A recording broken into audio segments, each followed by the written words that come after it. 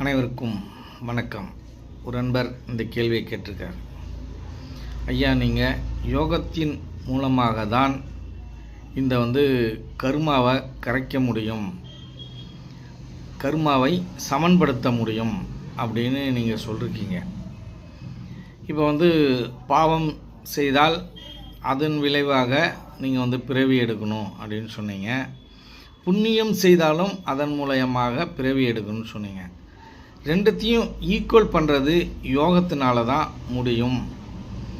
அதனால் யோகத்தை பண்ணி தான் நீங்கள் கர்மாவை கரைக்கணும் அப்படின்னு சொன்னீங்க.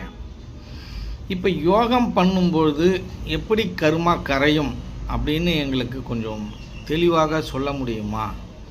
எதன் அடிப்படையில் கர்மா கரைக்கப்படுகிறது அப்படிங்கிறத பற்றி எனக்கு தெளிவாக சொல்லுங்கள் அப்படின்னு கேட்டிருக்காரு.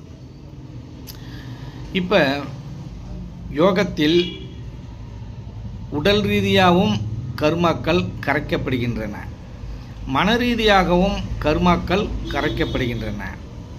மூன்றாவது, அந்த அக்னி நேத்திரமாகிய அந்த பிரகாசமாக ஜொலித்து கொண்டிருக்கின்ற அந்த இறைத்தன்மையில் உங்களுடைய ஆசைகள் எல்லாத்தையும் போட்டு எரித்து நாசம் செய்து அங்கே சென்று அந்த கர்மாக்கள் கரைக்கப்படுகிறது. இப்படி 3 விதமாக இந்த கர்மாக்கள் கரைக்கப்படுகிறது என்பதை நாம் தெளிவாக தெரிந்து கொள்ள வேண்டும். இப்பொழுது உடல் ரீதியான கர்மாக்கள் யோகத்தின் மூலமாக எப்படி கரைக்கப்படுகிறது அப்படின்னால், இப்போ ஒருத்தவர் தியானத்திலேயோ யோகத்திலேயோ உட்கார்ந்துருக்கார். அவர் ஐம்புலன்களை கடந்து போகணும்.